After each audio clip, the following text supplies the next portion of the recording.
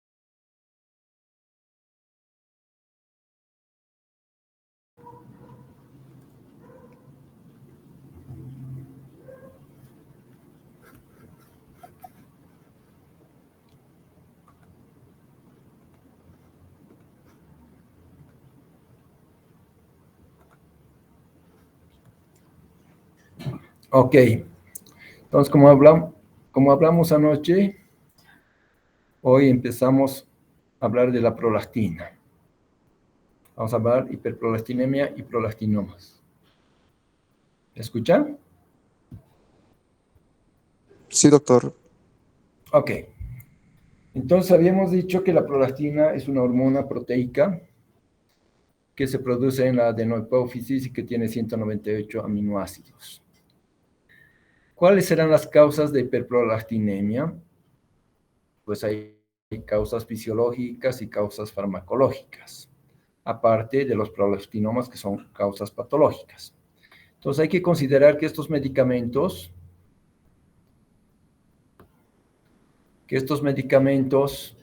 pueden producir hiperprolactinemia. Antihipertensivos, verapamilo, que se utiliza ya muy poco, alfa-metildopa, que también ya no se utiliza mucho, se utiliza solamente en la preeclampsia, en mujeres embarazadas, y lógicamente acá pues no interesa si la prolactina está elevada, porque de hecho está elevada en mujeres embarazadas, ¿no? Lazerpina, también un medicamento antiguo que ya no se utiliza. Entonces, básicamente con los antihipertensivos no tuviéramos problemas actualmente. Los antipsicóticos sí son importantes, fenotiacinas, butirofenonas y antipsicóticos atípicos, que estos también son un poquito ya antiguos, que tampoco ya no se utilizan. En los que sí hay que prestar atención son en los antidepresivos tricíclicos. Han debido escuchar de la amitriptilina. Todavía se utiliza más que como antidepresivo, porque hay mejores antidepresivos, se utiliza como antineurítico en algunos pacientes que tienen neuropatía, por decirles diabética o otras neuropatías, ¿no? Entonces hay que tener cuidado sobre todo con esta. Inhibidores de la monoaminooxidasa también. Y estos son antidepresivos, ¿sí?, más actuales, como la sertralina, como la fluoxetina, todo, pero que es raro la hiperprolactinemia con estos, son más específicos, digamos, ¿no? Y por si acaso, otras sustancias que son prohibidas, como la cocaína, ¿no? Entonces, a tener en cuenta tricíclicos y tal vez la cocaína ahora en estos tiempos, ¿no? Drogas gastrointestinales, clorpromazina. Esta básicamente utilizamos en algunos casos muy raros, como por ejemplo hipos incoercibles, ¿no? También se utiliza en psiquiatría este medicamento. Metoclopramida, a tenerlo en cuenta, todavía utilizamos. Domperidona también. Y bloqueadores H2, casi la que más producía era la cimetidina, que ya no la tenemos. Utilizamos la otra, la zanitidina, pero no produce tanta hiperprolactinemia. Entonces, básicamente considerar metoclopramida, domperidona, los tricíclicos como la mitriptilina y tal vez la cocaína, entre los medicamentosos. ¿qué causas más producen hiperprolastinemia? Causas fisiológicas como en el embarazo, ¿no? A medida que avanza el embarazo, en las ordenadas ponemos la concentración de prolactina en nanogramos por ml. La prolactina se puede medir en unidades convencionales, como nanogramos por ml, y también miliunidades internacionales por ml. Esas son unidades internacionales. Actualmente, en Bolivia más se está utilizando las unidades internacionales, y paradójicamente el otro día que escuchamos la plática, Diego estaba ahí, el mexicano habló de nanogramos por ml, ¿no? Entonces, estas son las concentraciones. Antes se consideraban valores tumorales más de 100, ahora se consideran más de 200, ¿sí? Entonces, pero en el embarazo, a partir de los días de embarazo, ya empieza a subir en forma exponencial las concentraciones de prolactina. En las ordenadas dijimos las concentraciones de prolactina, y acá están las semanas de gestación, ¿no? Está una diapositiva ahí antigua, pero no ha variado en nada. Entonces, lógicamente, lo que tenemos que hacer en un paciente que le hacemos que viene por galactosea, digamos, ¿no? Ayer cabalmente veía una paciente que venía con gastritis, una paciente que la vi hace 9 meses, pero le acompañaba siempre a su mamá porque es diabética. Me dice, doctor, he estado con náuseas, con vómitos estos días. Le digo, sí, tienes gastritis, le digo, pero porque no sé qué motivo le veía ella. Creo que tenía anemia hace un tiempo y tenía algún problema de tiroides, no se acuerdo bien. Y le digo, lo más probable es que sí tengas gastritis, pero además que puedas estar embarazada. Le pregunté si era soltera, casada, y me dijo que era soltera, pero que convivía con su pareja, y tenías retraso menstrual de 15 días. Y al verle la carita, yo dije, o está embarazada o está con una gastritis muy aguda, ¿no? Y tenía ambas. Hizo una prueba, ese dato de embarazo en sangre positivo, ¿no? Entonces, el embarazo, cuando hacemos la historia clínica, que ahorita la vamos a ver, lo primero que tenemos que preguntar, ¿cuándo ha sido su última menstruación? Ok. Otra patología que hay que descartar es el hipotiroidismo. Sobre todo un hipotiroidismo severo no tratado, ¿no? Ven acá en esta gráfica, también en las ordenadas, tenemos la prolactina sérica en nanogramos por ml, y acá tenemos el rango de la normalidad, digamos, ¿no? Como en un paciente normal, ¿sí? La prolactina, pues sí, está normal en este rango de la normalidad, pero en un paciente con hipotiroidismo está elevado. No en todos, por supuesto, ¿no? Va a depender de qué grado de hipotiroidismo.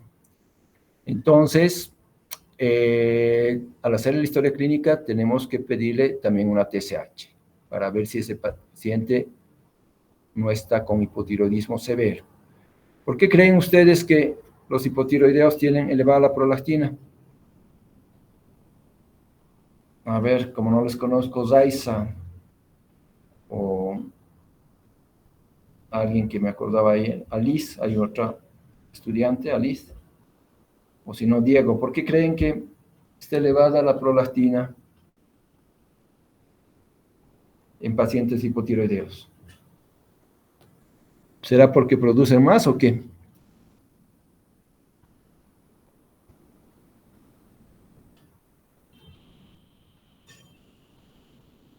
¿No me están escuchando? Doctor, podría ser porque la hormona liberadora de tirotropina también estimula la secreción de prolactina, no necesariamente la TSH. No. Antes hacíamos, yo me acuerdo en México hace 40 años, estudios dinámicos que se llamaban. Se veía que la TRH, la hormona reguladora de TSH en el hipotálamo, tiene algo que ver con la prolactina y con algunas otras hormonas, ¿no? Por eso hay medicamentos, algunos están volviendo, algunos que no hay, por supuesto, acá, que los utilizábamos en México, rarísimos, que no encontrábamos casi. Ahora se están utilizando en tratamientos incluso de hiperprolactinemias raras también, ¿no? De eso vamos a hablar más ratito. No, es básicamente básicamente porque estos pacientes que tienen la prolactina, ¿sí?, elevada en sangre es porque no depuran, como el hipotiroidismo. Ustedes saben bien, con el hipotiroidismo todo el metabolismo está disminuido, entonces no eliminan la cantidad suficiente de prolactina y eso es lo que se capta en los ensayos de laboratorio, ¿no? Ahorita vamos a ver otro caso un poco parecido. Es una paciente que tenía un tumor hipofisiario productor de prolactina y de hormona de crecimiento, un mixto. Lo mismo sucede, pues, con pacientes con insuficiencia renal crónica, con enfermedades renal crónica. También porque la prolactina se depura por los riñones, ¿sí? A medida que la creatinina se eleva, más insuficiencia renal crónica, la prolactina también tarda en depurarse, en eliminarse. Casi el mismo caso de los pacientes con hipotiroidismo, ¿no? En este caso por falla renal, en el otro caso por disminución del metabolismo basal y de todo el metabolismo del organismo, ¿no? Entonces, pacientes con enfermedades renal crónica, también las concentraciones de prolactina aumentan a medida que aumenta la creatinina, por ejemplo. Ok. Eso en cuanto a las causas fisiológicas y farmacológicas de elevación de la prolactina, que es lo primero que tenemos que diagnosticar para después pensar en un tumor hipofisiario productor de prolactina. Esto habíamos hablado un poquito ayer. Estas son las isoformas de la prolactina, ¿sí? Esta es la prolactina monomérica de 23 kilodaltons. Es la forma que tiene que estar elevada cuando hay un tumor hipofisiario productor de prolactina. Y hay otras formas glicosiladas. Ustedes saben bien que alguna vez hemos hablado con los que han rotado conmigo en prácticas, que hablamos de la hemoglobina glucosilada, por ejemplo. ¿Qué es la hemoglobina glucosilada? Es una proteína glicosilada en forma no enzimática, una forma mala, digamos, y eso es lo que se mide en laboratorio. Estas otras formas glicosiladas, normalmente las proteínas están glicosiladas también. Tenemos generalmente en las ramificaciones más externas de todas las proteínas, tenemos ácido siálico, que es un azúcar que normalmente está glucosilando en forma enzimática, en forma normal, en forma fisiológica, las proteínas para volverlas biológicas, ¿no? Entonces, en caso de la prolactina, también que es una proteína, también hay formas glicosiladas que aumentan el peso molecular, en este caso de 23 a 25 kilodaltons. Estas prolactinas se llaman prolactinas big prolactin, prolactinas grandes. Tienen poca actividad biológica, tienen más actividad inmunológica, o sea, se detectan más por los anticuerpos cuando se analizan por RIA, por ejemplo, o por quimioluminiscencia, ¿no? Y esta macroprolactina se une más a anticuerpos IgG. Estas no tienen actividad biológica, solamente tienen actividad inmunológica, solamente son captadas, ¿no? Tenemos en estos porcentajes bastante grandes, 24 a 86%, ¿sí? Pero estas no tienen actividad biológica ni esta. Esta es la que hay que ver. Algunas veces encontramos prolactinas grandes, concentraciones de 5.000 o más de 5.000 miliunidades por ml, y entonces hay que hacer algunos trucos enzimáticos en laboratorio para disminuir y ver realmente cuál es la cantidad de prolactina bioactiva que se tiene en el suero, ¿no? Y hay dos básicamente para depurar. Una se hace con proteinglicol, se llama, y otra en forma de sándwich para sacar estos IgGs, que lo que están haciendo es aumentar la cantidad de macroprolactinas, o prolactina, prolactinas grandes, ¿no? Lo único que tienen que saber de esto es que esta es la que tiene actividad biológica y estas son formas inmunológicas nada más, que te pueden confundir en el examen, pero que no tienen actividad biológica. Ok, entonces, ¿qué tenemos que hacer cuando un adolescente viene con hiperprolactinemia? Estudios iniciales. Primero ver un cariotipo, que es normal. Hay algunos pacientes con síndrome de Turner, 45X0, que pueden tener también elevación de la prolactina. Ver su LH, la hormona luteinizante, ver la FSH, ver el estradiol. Sí, Y si la prolactina está elevada, puede que el estradiol esté bajo, porque estos pacientes cuando tienen la prolactina elevada, que está ligeramente elevada, lo normal en mujeres 18.6 nanogramos por ml, en hombres 17.8, esta está ligeramente elevada, pero cuando está más elevada el estradiol puede estar muy bajo, porque estos pacientes no están ovulando, ¿no?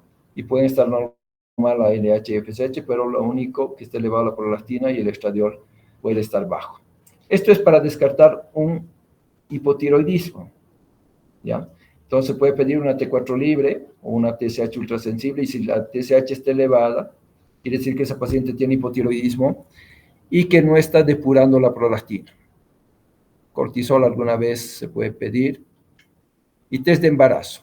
En este caso es un caso clínico. Esta paciente tenía negativo el test de embarazo. Todo lo demás estaba normal. Su T4 libre estaba en el borde inferior, pero normal. Entonces la causa de esta paciente tenía hiperprolastinemia, galactosea, era porque su prolactina estaba ligeramente elevada, ¿no? Ok. Y ahora vamos a ver las causas patológicas. Las prolactinas, o mejor dicho, los prolactinomas generalmente se diagnostican cuando están pequeños, microprolactinomas. ¿Por qué? Porque dan manifestaciones clínicas. Y en la mujer, ¿cuáles son la manifestación clínica más frecuente? Galactosea con amenorrea o alteraciones en la menstruación. Amenorrea o opsomenoreas. Opso son oligomenoreas que menstruan cada 45 días, así, y amenorrea es cuando menstruan más de 3 meses. La amenorrea puede ser primaria o secundaria. Primaria si nunca ha menstruado.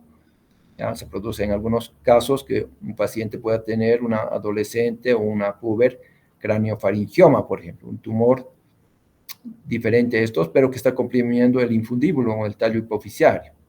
En este caso, acá vemos un macroadenoma grande, más de 1 centímetro. Hay una clasificación ya antigua de Vexina modificada, se llama, de los años de 1988, que cuando el tumor es más de 1 centímetro se llama macroadenoma. Cuando es menos de 1 centímetro, 9 milímetros, 8 o menos, microadenoma. Este caso es un macro, ¿sí?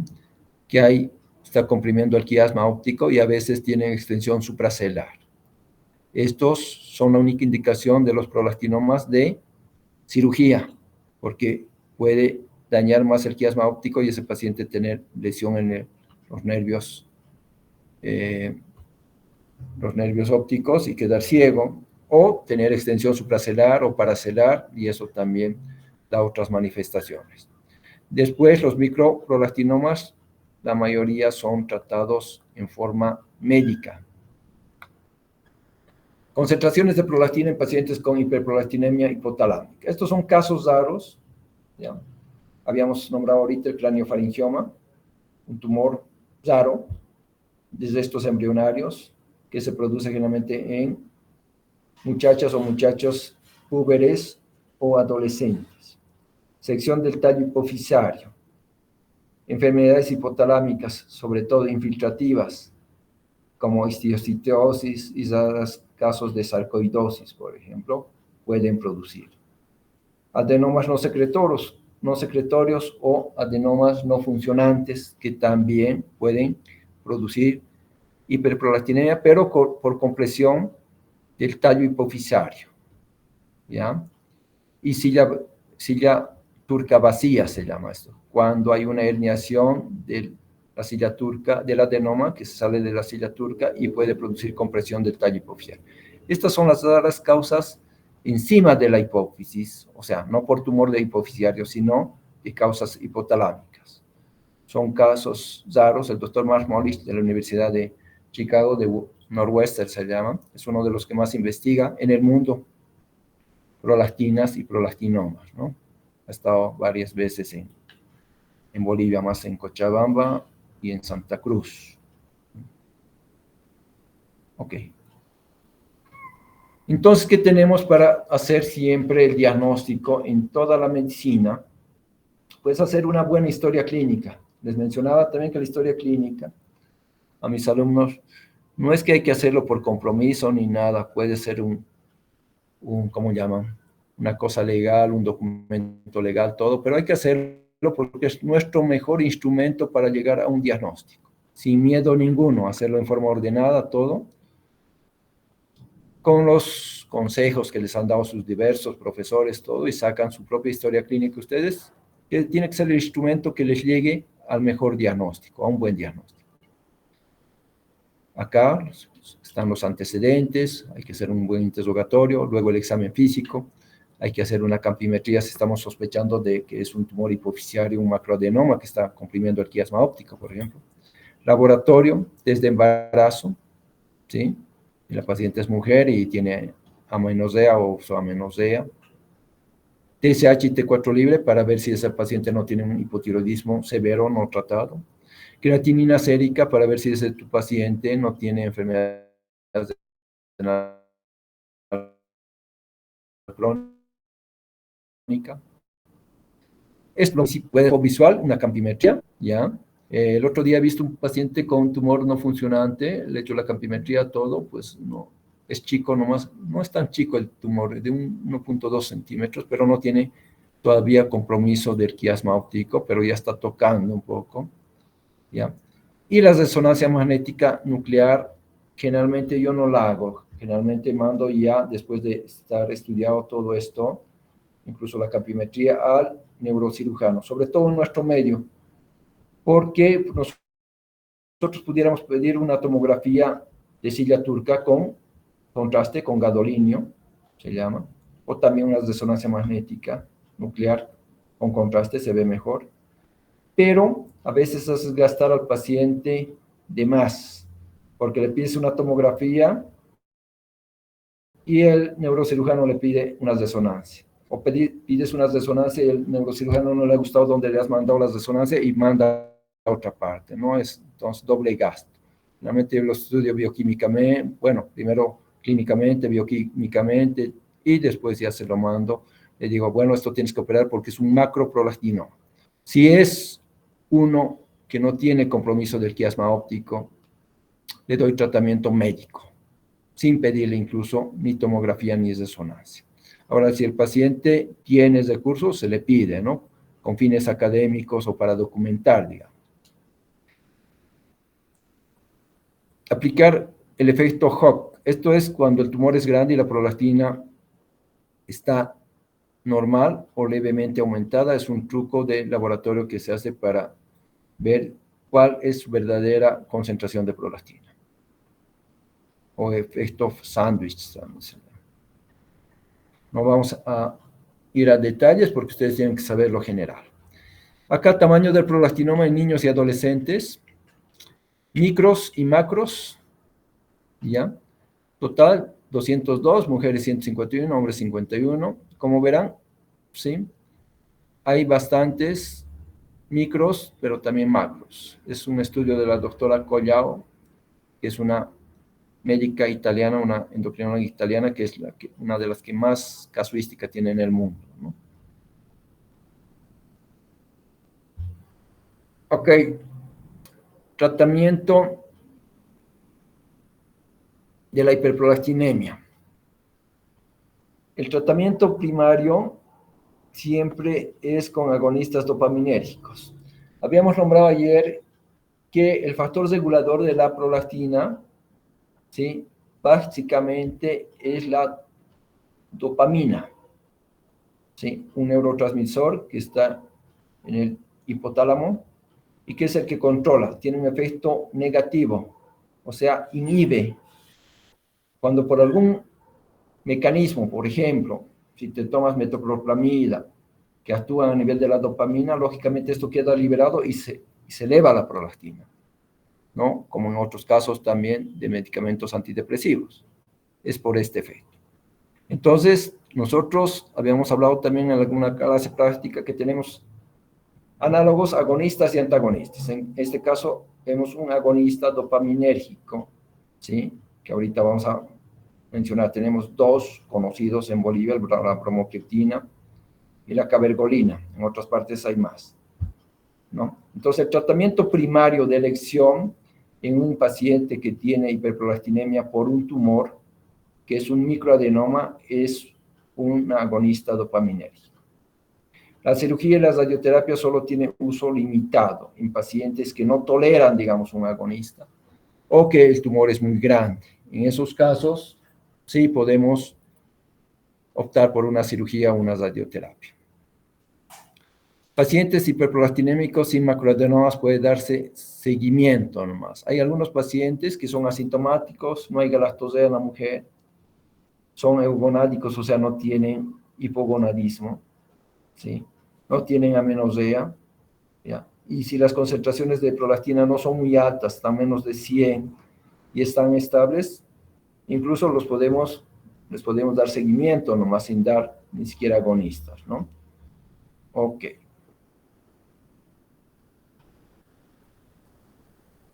Un poquito más de casuística. Resultados de cirugía transesfenoidal para prolactinomas, para macroprolactinomas y micro también. ¿Ya? Hay de estos autores las casuísticas lo siguiente. Cuando es un micro, lógicamente, se curan casi todos, 80-90% de curación. Cuando son macros, a veces no se curan, solamente llega a un 50%. Tasas de recurrencia puede haber de 10 a 20%. Y normalización tardía. Se llama normalización tardía en todos los tumores y productores de hormonas en la adenopófisis, cuando después de los 6 meses de haber hecho el tratamiento, todavía siguen elevadas. O sea, hasta los 6 meses tienen que estar curados, pero puede haber normalizaciones más de los 6 meses, en un 60-80% en micros y un 10 a 40% en macros. Ok. ¿Cuáles son? Esta es una cirugía, es un abordaje transesfenoidal, ¿sí? Endoscópico se llama. Antes del abordaje, yo todavía en México he visto algunos tumores grandes, tanto, sobre todo de hormona de crecimiento, todo, que a veces el abordaje era transfrontal. En esos, como se veía todo, se sacaba todo el tumor. En estos que son endoscópicos ya, por vía endoscópica, o transesfenoidales, levantando el labio superior, a veces no se visualiza todo y se saca una parte nomás. Ahora ya hay diversas lentes que te dan incluso tridimensionales que se puede sacar un poco más, pero nunca se logra sacar todo, ¿no? Esto para los macroadenomas. Entonces, dependiendo del abordaje, esos son estudios de los Estudios Nacional de Estados Unidos.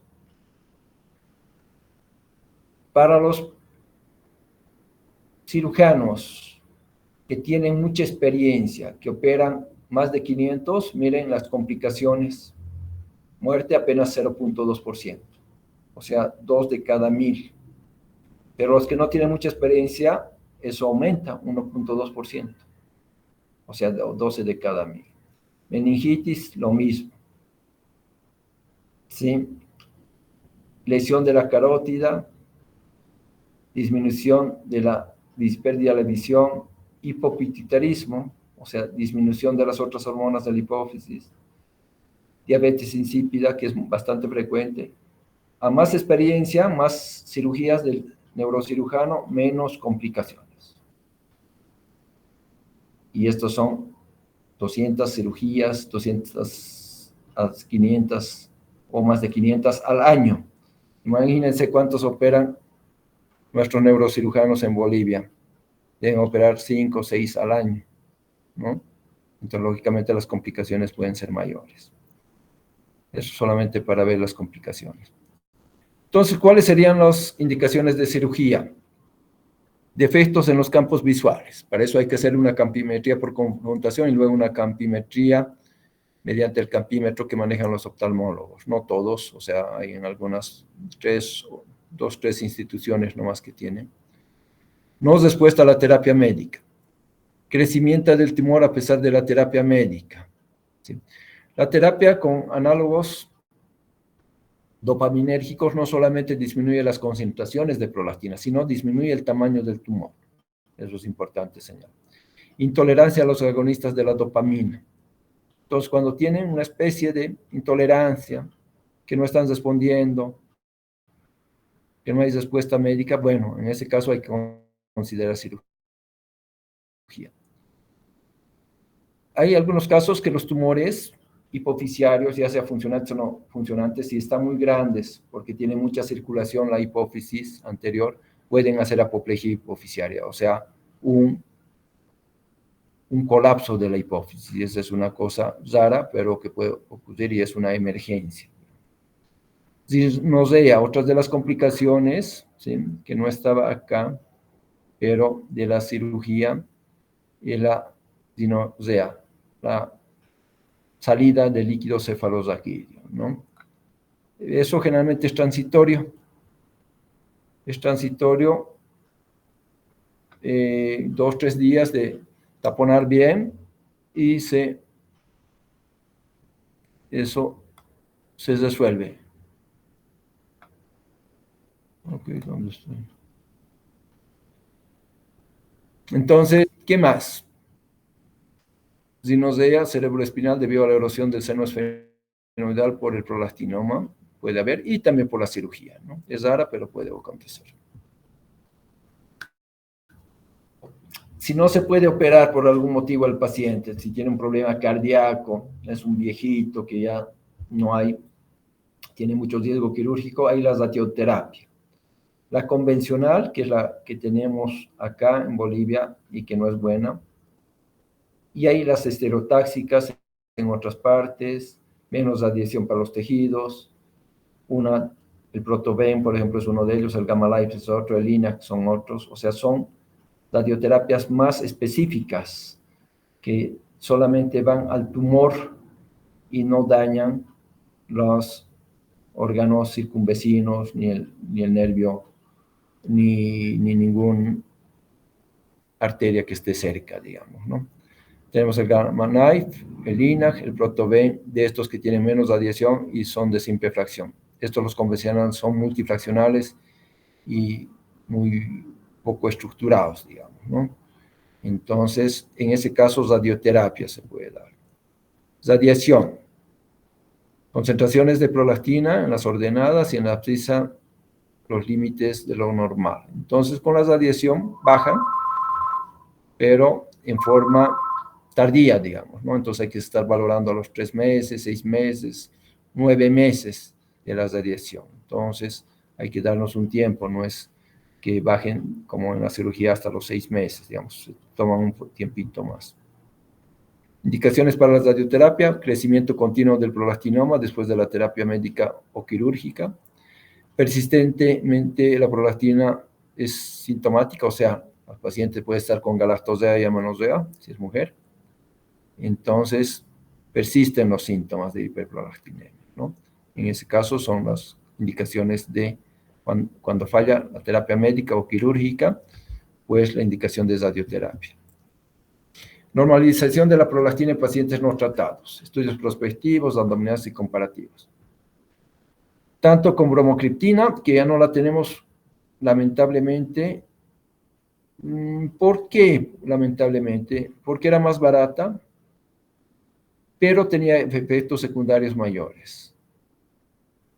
Ya no se tiene en Bolivia porque la misma empresa que trae una de las cabergolinas, no les voy a decir la marca, también traía la bromocriptina. Entonces a ellos les conviene, lógicamente, ganar más dinero con la cabergolina, que cuesta más caro que con la bromocriptina. Ya no la tenemos, pero en otras partes todavía hay, ¿no?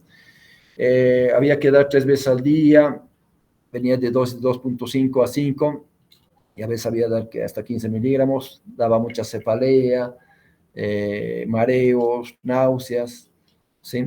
A veces teníamos que utilizar por vía vaginal en las noches nada más, con resultados parciales, porque había que dar siempre 3 veces al día todo. Entonces ya no tenemos la bromocriptina. Sí tenemos la cabergolina, que viene de 0,5, que es una molécula mejorada de esta. Y como verán, los resultados sí son mejores con la cabergolina, ¿verdad? Con la cabergolina, que se da 0,5 miligramos cada cuarto día. pero se puede dar hasta 2.5, 3 miligramos máximo, cada cuarto día o cada semana, ¿no? Este tiene menos efectos secundarios, también hay que dar en la noche, ¿sí? A veces produce un poquito de náuseas, pero no tanto como la bromocriptina. Estos no han sido probados dar por vía vaginal. La bromocriptina sí, la misma presentación dábamos, tanto en Bolivia como en México, por ejemplo. La única ventaja que tiene la bromocriptina, como vamos a ver más luego, es que si tu paciente te hace, digamos, si no te responde a la cabergolina, puedes responder a la bromocriptina. Y al revés, si no te respondía antes a la bromocriptina, podías responderte a la cabergolina, ¿no? Entonces, esa sería la única ventaja para utilizar bromocriptina si no te respondiera a la cabergolina. ¿Cómo hay que hacer el seguimiento del tumor? Pues si el tumor es grande solamente, pues hay que hacer resonancias magnéticas cada año, cada 2 años nomás, para ver el tratamiento con los agonistas de la dopamina, ¿no? Solo en esos casos. Comparación de eficacia en reducción de los niveles de prolactina y tamaño del tumor en macroadenomas secretores de prolactina. Acá, bromocriptina y cabergolina. ¿Ya? Normalización, miren, prolactinas en microlitros, por ejemplo, tan elevadas, y cabergolinas. ¿Cómo se normalizaron? El 66% la prolactina y en el 100% con cabergolina en comparación con bromocriptina. Reducción del tumor, 64% y 96%. O sea, lo que les decía, no solamente bajan las concentraciones de prolactina, sino reduce el tumor. Lógicamente, el tratamiento es largo, de 1 año, 2 años, 3 años, generalmente, ¿no? No es, hay que tener mucha paciencia. Lo que generalmente se hace, se empieza por una dosis, digamos, habitual, 0.5 cada cuarto día, ¿sí? Y ver, si no baja con eso, hay que ir subiendo cada mes. Si no baja lo conveniente, subir un poco más. Pero si baja lo conveniente, hay que reducir la dosis, pero nunca dejar de darle, porque si no, si le dejas de dar, al próximo mes de nuevo está elevada, ¿no? Y de nuevo con los síntomas. Tratamientos de pacientes con resistencia a agonistas de la dopamina. Entonces, a veces, les decía que puede haber resistencia a la cabergolina o a veces a la bromocriptina, y se puede combinar estos agentes también con mejor resultado. Incrementar la dosis de cabergolina según la tolerancia. Continuar por largo tiempo hasta que disminuya la prolactina. Con cada meseta, o sea, si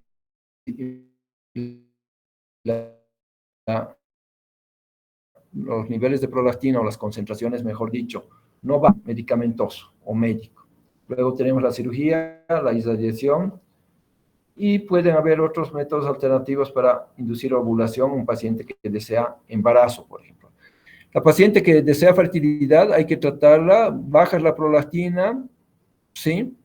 Y ya se puede embarazar esa paciente. O sea, incluso te aparece ya embarazada.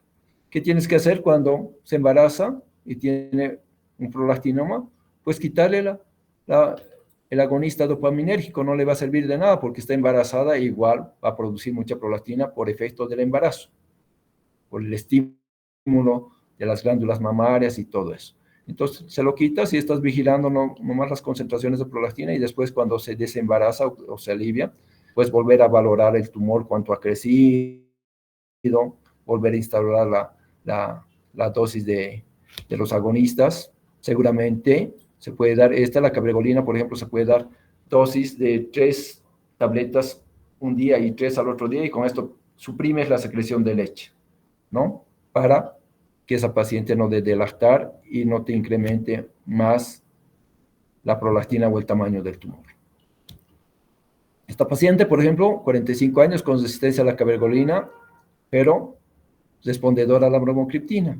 Entonces, al principio se le dio cabergolina y bajó un poquito de 100 a 78. ¿Me están escuchando? ¿Me escuchan?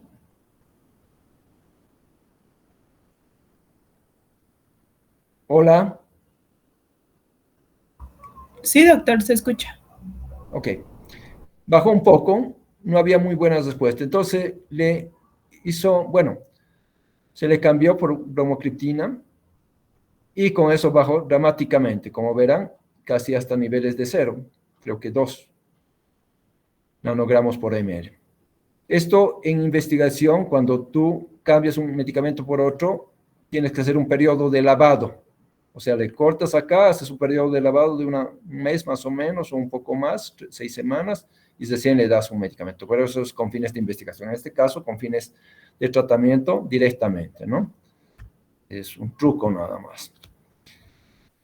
¿Qué es el problema de los análogos agonistas de la dopamina? Se ha visto en muchos estudios que producen insuficiencias en las válvulas mitrales, generalmente aórtica y tricuspidia, más en la mitral, ¿no? Con todos estos medicamentos, por ejemplo, en un estudio de Framingham, ven que estos porcentajes, insuficiencia mitral 19%, aórtica 11%, tricuspidia 17%. Otro estudio en fluramida, se llamaba, este era un anorexígeno que se utilizó en los años 90 más o menos, ya no se utiliza más.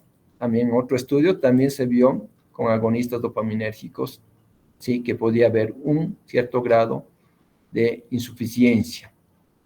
Otro estudio del Cardias, un poquito más, ¿no? Entonces se ha vinculado estos medicamentos con insuficiencias de las válvulas cardíacas. Entonces, ¿qué hay que hacer generalmente antes de dar un tratamiento largo, que sabemos que va a ser largo para hiperprolactinemias? Hacer una ecografía cardíaca, una ecocardiografía en especial más de las válvulas, con énfasis en las válvulas, para ver si no tienen alguna insuficiencia, porque pueden ser tratamientos de 1 año, 2 años, 3 años, ¿no? Entonces, para ver si no, que no nos hagan y hacerle su valoración o su seguimiento cada año, 2 años, ¿no? Eso hablando de los efectos secundarios. No se ha visto mucho, ¿sí? Acá en otro estudio, con pacientes con enfermedad de Parkinson. En estos pacientes se utiliza agonistas dopaminérgicos, pero más fuertes, como el pergolide, como otros no ergotamínicos, la bromocriptina es un ergotamínico, por ejemplo, como otros. ¿Qué se utiliza en la enfermedad de Parkinson? ¿Quién sabe? ¿Qué medicamento? Alfa-dopa, levodopa, ¿no? Ese es el que más produce, acá no está en la gráfica, pero con ese también hay que tener cuidados con las insuficiencias valvulares, ¿no? Porque se utiliza a dosis más alta, vienen generalmente de 300, 600 miligramos hasta 900, con esos hay que hacer seguimiento también. Pero en el caso de los que nos compete, de agonistas dopaminérgicos, cabergolina y pergolide en este caso, sí se vio un porcentaje, sí, del número total de pacientes, un 30% más o menos, 34%, ¿sí? Con valvulopatías, esto en porcentaje, esto en números redondos, ¿no? Entonces, con los no ergotamínicos, con la bromocriptina,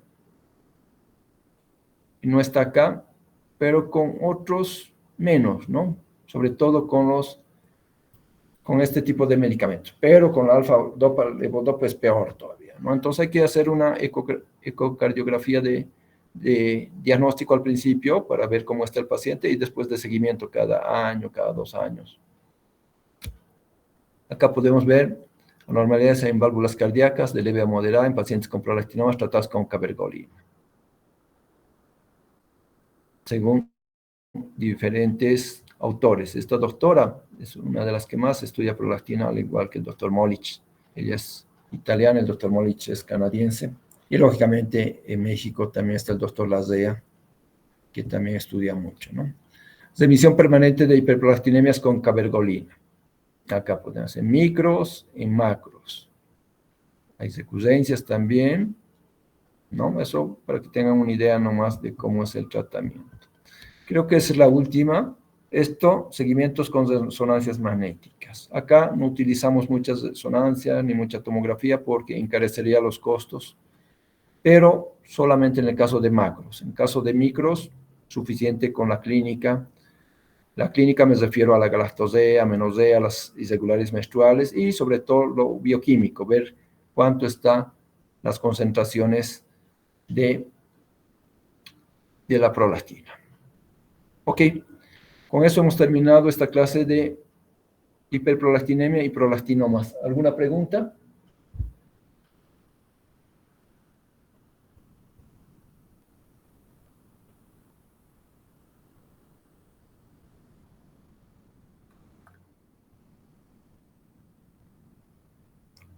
¿Alguna pregunta que tengan?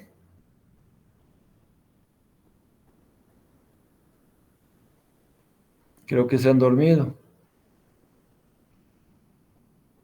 A ver, Diego, ¿te has dormido o qué? ¿Qué onda?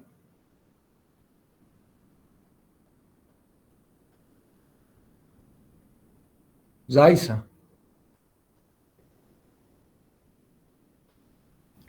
¿no me No, escuchas? sí, sí, Creo, se lo creo que escucha. están estudiando cirugía, otra cosa, ¿no? En vez de atender. Bueno, con esto hemos terminado. Mañana llevamos acromegalia, hormona de crecimiento y acromegalia.